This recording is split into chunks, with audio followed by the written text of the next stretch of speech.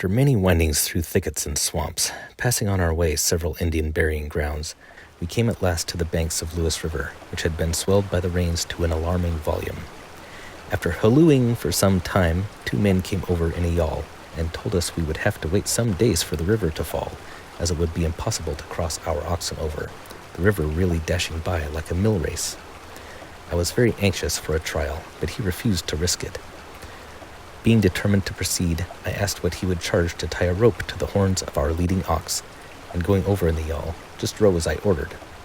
$1.50, he said. I took the weakest ox, fastened the rope, and started off. When they had advanced a few feet from shore, I drove the others in. The men kept calling out and warning me that the cattle would drown, and to desist, but our animals had become strong from their rest at Vancouver and were willing. The men kept rowing upstream, and finally all landed safely on the other shore. I had taken the precaution to leave an extra rope that, in case any one of them gave out, we could assist them, but there was no occasion. All came safely over.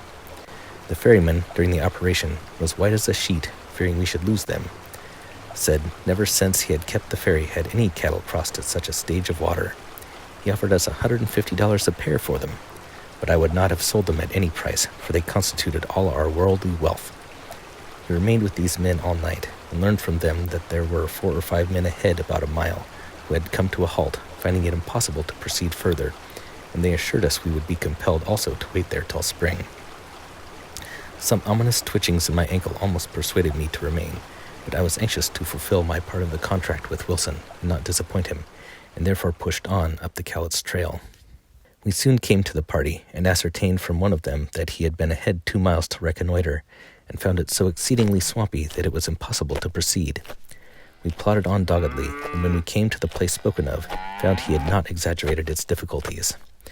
The trail that we were following was so faint that had we not found the swamp, we should have concluded we were on the wrong road.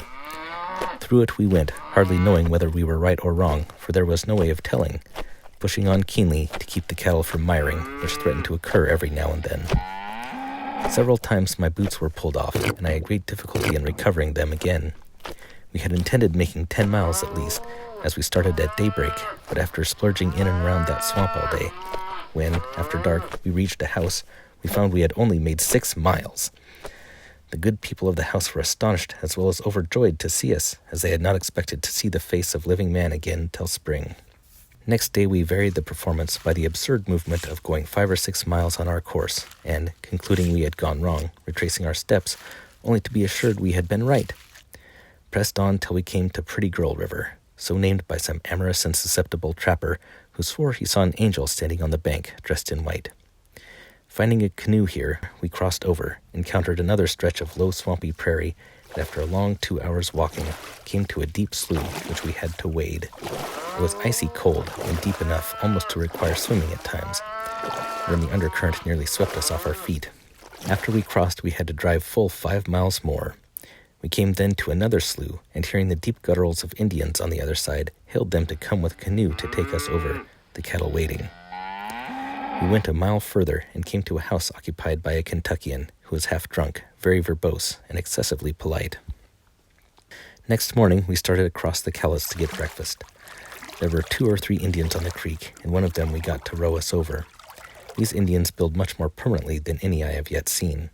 They pick up slabs in the river, and setting them up on end, about 5 feet high, run girders across, and upon them erect rafters, just as we do, shingling with bark, which they cut from the cedar trees.